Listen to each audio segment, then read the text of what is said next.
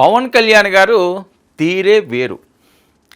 ఆయన కొన్ని అంశాల్లో ఏ రకంగా స్పందిస్తారో, ఏ రకంగా ఆయన అడుగులు వేస్తారో, ఆ అడుగులు వేసిన తర్వాత ఆయన తీసుకున్న అంశం తర్వాత ప్రజలకు అర్థమవుతుంది. అదే పరిస్థితి. ఇప్పుడు కూటమి పరిస్థితి ఏంటంటే 164 అండి, అచ్చుగుద్దినట్లు. అసలు తిరుగులేని మెజారిటీ. పవన్ కళ్యాణ్ గారు, చంద్రబాబు నాయుడు గారు కలిసి ముందుకు సాగుతున్న నేపథ్యం. మరి వైఎస్ఆర్సీపీ అసలు ప్రతిపక్ష హోదా లేని పరిస్థితికి దిగజారిపోయింది. మరి ఇలాంటి టైంలో తెలుగుదేశం పార్టీ ప్రధానంగా first place, Janasena second, BJP third.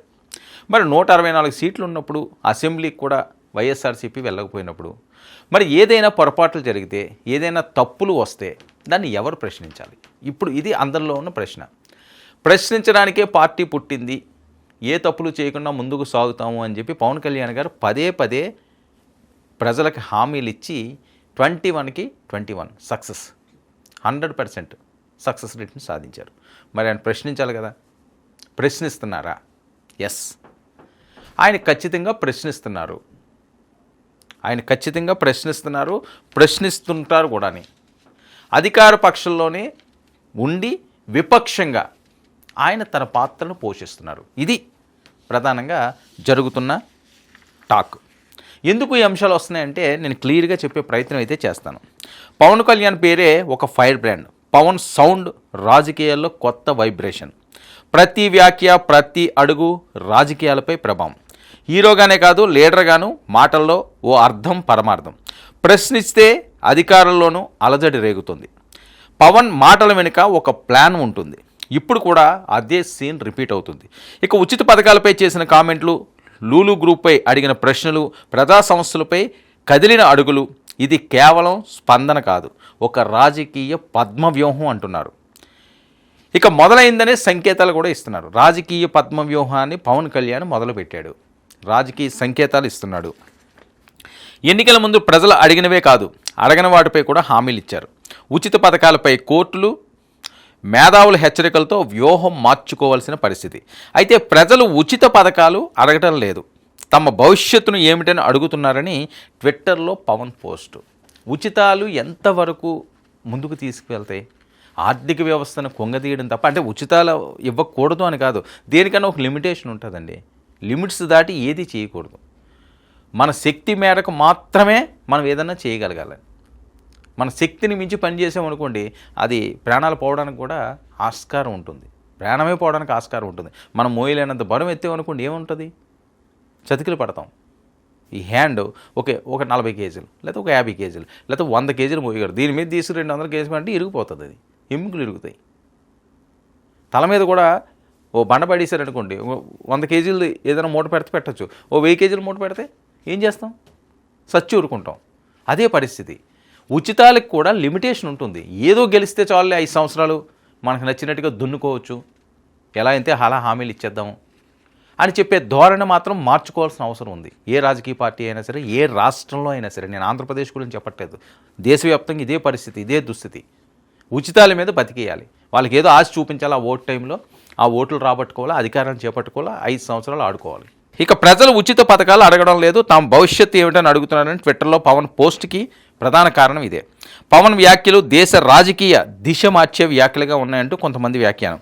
ఇక సహజంగానే కూటమిలో అంతర్గత అలజడి మొదలవుతుంది. మొదలవుతుందని కాదు, ఆల్రెడీ ఉంటుంది. ఏ పార్టీల్లోనూ ఉంటుందండి. ఈరోజు కూటమిలో ఉన్నదని చెప్పి వీళ్ళలో ఉండదు అని అనుకోవడం అంటే అది అపోహే. వాళ్ళు మోసం చేసుకుంటున్నట్టే. ఒక ఇంట్లోనే ఉంటుంది, కూటమిలో ఎందుకు ఉండదు? ఒక ఇంట్లోనే అంతర్గత కలహాలు ఎన్ని కుటుంబాలు ఉంటాయి? 100 కుటుంబాలు ఉంటే 70-80 కుటుంబాల్లో ఖచ్చితంగా ఉంటాయి. ఇంకా ఎక్కువే ఉండొచ్చేమో ఈ కాలంలోని. ఇంతకుముందు రిలేషన్స్ లేవు కాబట్టి. లేకుండా ఎలా ఉంటాయి? దాన్ని ఏదో భూతద్దంలో చూడాల్సిన అవసరం లేదు, దాన్ని సెటరేట్ చేసుకోవాల్సిన అవసరం ఉంది. ఇక మత్స్యకారుల సమస్యలపై ఫీల్డ్ యాక్షన్. జ్వరంతో ఉన్న పిఠాపురం వెళ్ళి స్వయంగా సమస్యలు తెలుసుకున్న పవన్ కళ్యాణ్. ఇక టైం బాండ్ కూడా ఫిక్స్ చేశారు. సమస్య పరిష్కరించిన రోజు రాజకీయాలకు గుడ్ బై అని బోల్డ్ స్టేట్మెంట్. ఒకవేళ నేను సమస్య కానీ పరిష్కరించలేని రోజు వచ్చేలా ఉంటే రాజకీయాలకు గుడ్ బై అంటూ చెప్పిన దమ్మున్న నేత ఎవరన్నా ఉన్నారంటే పవన్ కళ్యాణ్. సరే చాలామంది చెప్తారు, నేను చెప్పరు అని అంటలేదు, కానీ ఎంతమంది నిలబెట్టుకుంటారు? కానీ ఈయన నిలబెట్టుకోకుండా ఉండే పరిస్థితి ఉండదు. ఎందుకంటే వైఎస్ఆర్సీపీ కాసు కూర్చుంటుంది, పొడుస్తుంది. వైఎస్ఆర్సీపీ అంటే ఎవరన్నా రాజకీయాలు అదే చేస్తారు. జగన్మోహన్ రెడ్డి గారు ఏదైనా హామీలు ఇచ్చారనుకోండి, ఏదైనా చేశారనుకోండి, ఆయన్ని పొడుస్తారు. ఇప్పుడు అదే పరిస్థితి. పవన్ కళ్యాణ్ మీదకి ఇంకా రాళ్ళు ఎక్కువ పడతాయి. ఆ రోజు నువ్వు ఇచ్చావు కదా స్టేట్మెంట్, ఇదిగో రాజకీయాల నుంచి తప్పుకో అంటాను. సో ఆయన ఆ సమస్యను పరిష్కరించగలడు కాబట్టే అంత కాన్ఫిడెంట్గా చెప్పారేమో. ఈ కాకినాడ సముద్ర కాలుష్య ఫీల్డ్ విజిట్, పీసీపీ అధికారులతో కఠిన సమీక్ష, కాలుష్య నియంత్రణ ప్లాన్ వెంటనే ఇవ్వాలని ఆదేశాలు. డిప్యూటీ సీఎం హోదాలో కాదు, ప్రజల వాచ్మెన్గా ఫోకస్. మరొక వైపు లూలు గ్రూప్ డీల్ అండి. లూలు గ్రూప్ మీద కూడా మన క్యాబినెట్లో డైరెక్ట్గా ప్రశ్నించాడు ఆయన. ప్రతిపక్షాలు ఏ రకంగా ప్రశ్నిస్తారో అదే మాదిరిగా పవన్ కళ్యాణ్ ప్రశ్నిస్తున్న పరిస్థితి.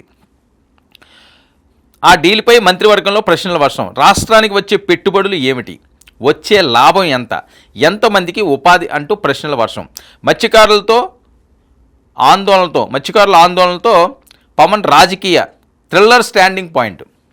ఇక అలాగే పార్టీ లోపలి రాజకీయ రీసెట్ చేసే కొత్త వ్యూహం, పూర్తిగా రీసెట్ చేస్తున్నారటండి. రాజకీయాల్లో పూర్తిగా రీసెట్ చేసే పనిలో ఆయన ఉన్నాడు. ఇక పవన్ ఫ్యూచర్ ఫోకస్ వ్యూహం, ప్రజల సమస్యలపై ఓపెన్గా అభిప్రాయాలు, జనసేనలో మంచి రాజకీయాలు అమలు చేయడానికి కొత్త సిగ్నల్, శుభ్రమైన రాజకీయాలను అమలు చేయడానికి కొత్త సిగ్నల్. డిప్యూటీ సీఎం బాధ్యతలో ఉన్న ప్రజలకు ఇచ్చిన హామీ కట్టుబడి, ప్రజల ఆశలను వమ్ము చేయకుండా అపోజిషన్ పాత్ర, ఇది చాలా కీలకం. పవన్ కళ్యాణ్ దగ్గర నుంచి ఊహించింది ఇదే. అపోజిషన్ పాత్ర ఇప్పుడు ఆయన తీసుకున్నాడు. అందుకనే ఏది ఉన్నా డైరెక్ట్గా ముఖం మీద అడుగుతున్నాడు. ఇప్పుడు స్నేహబంధాలు, ఒక కుటుంబం ఉందండి, ఒక కుటుంబం ఉంది, ఎవరో ఒకరు దాన్ని పెద్దరికంగా నడిపిస్తున్నారు. సో మిగతా వాళ్ళందరూ కూడా ఆయన నడిపిస్తున్నాడు కదా అని వదిలేరు, అబ్జర్వ్ చేస్తుంటారు. అందులో ఏమైనా తేడా వచ్చిందనుకోండి, లేకపోతే ఒక కొత్తగా ఏమైనా తోచిందనుకోండి మిగతా కింద ఉన్న వాళ్ళకి, ఖచ్చితంగా వాళ్ళు చెప్తారు, ఎక్స్ప్రెస్ చేస్తారే. ఆ చెప్పినంత మాత్రాన వాళ్ళని అవమానించినట్టు కాదు, వాళ్ళని విభేదించినట్టు కాదు, అవేమీ కాదే. మరి దీన్ని వేరే రకంగా డైవర్ట్ చేస్తారు రాజకీయాలు, ఇదంతా సహజం. ఇక ప్రజలకు ఇచ్చిన హామీ, వారి ఆశలు నెరవేర్చాలనే బాధ్యతను మరువని లీడర్. రొటీన్ రాజకీయాలు చూస్తున్న వారికి జనసేనాని దూరదృష్టి ఇప్పుడు అర్థమవుతుంది అని. ఒక పక్క రాజకీయాలని పూర్తి స్థాయిలో ప్రక్షాళన చేయాల్సిన అవసరం ఉంది. జనసేనను భవిష్యత్తుకి ధీటుగా తయారు చేయాల్సిన అవసరం ఉంది. లీడర్స్ని, కొత్త వాళ్ళందరినీ కూడా రంగంలోకి దింపాల్సిన అవసరం ఉంది. సో ఇవన్నీ చెయ్యాలంటే చాలా ఓపిక, చాలా ఆలోచన ఉండాలి. సో అవన్నిట్లోని కూడా పవన్ కళ్యాణ్ గారు ఇప్పుడు రాటు తేలుతున్నాడు. ఆయన ఒక్కొక్కటి నేర్చుకుంటూ ఒక్కొక్క మెట్టు ఎక్కుతున్నాడు. ఇందులో భాగంగానే అధికార పక్షంలో ఉన్నా సరే విపక్ష పాత్ర పోషిస్తున్నాడు. ఫర్ ఎగ్జాంపుల్ లూలు దాని గురించి ఆయన ప్రశ్నించినవే. ఎందుకు ఇవ్వాలి వాళ్ళకి, ఏంటి అంత గొప్ప, ఆ లాంఛన పెట్టడం ఏంటి ప్రభుత్వానికి డైరెక్ట్గా క్యాబినెట్లోనే. సో ఇలాంటి అంశాలన్నీ కూడా మాట్లాడుతుంటే చాలా ఇంట్రెస్టింగ్ ఉంటుంది. అసలు ప్రజలకి ఒరే మాట్లాడి కూడా ఒకడు ఉన్నారా, అది జగన్మోహన్ రెడ్డి గారు చేయాల్సింది పని. ఆయన సీఎంగా గెలిచిన ఆయన, 151 సీట్లు సంపాదించిన ఆయన, అద్భుతమైన విజయాన్ని ప్రజలు అందించారు. సరే 11 వచ్చినంత మాత్రాన దాన్ని ఎందుకు ఆయన ఆపర్చునిటీ వదులుకుంటున్నారు అనేది, దీన్ని కరెక్ట్ టైంలో పవన్ కళ్యాణ్ గారు అందిపుచ్చుకున్నారు. అధికార పార్టీలో ఉన్నప్పుడు వాళ్ళకి ఒత్తాసు పడకుండా, ఏదన్నా తప్పు జరిగితే ఇందాక నేను కుటుంబంలో చెప్పినట్టుగా సలహాలు ఇవ్వచ్చు, సూచనలు ఇవ్వచ్చు, తప్పును ఆపొచ్చు. ఇంట్లో నువ్వు పెద్ద ఉన్నావు కదా అని చెప్పి నాకు నచ్చినట్టు చేస్తాను అంటే దాన్ని యాక్సెప్ట్ చేయాల్సిన అవసరం లేదు.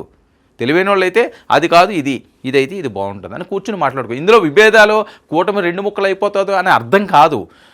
మంచో చెడు అందరికీ అన్నీ తెలియాలని లేదండి.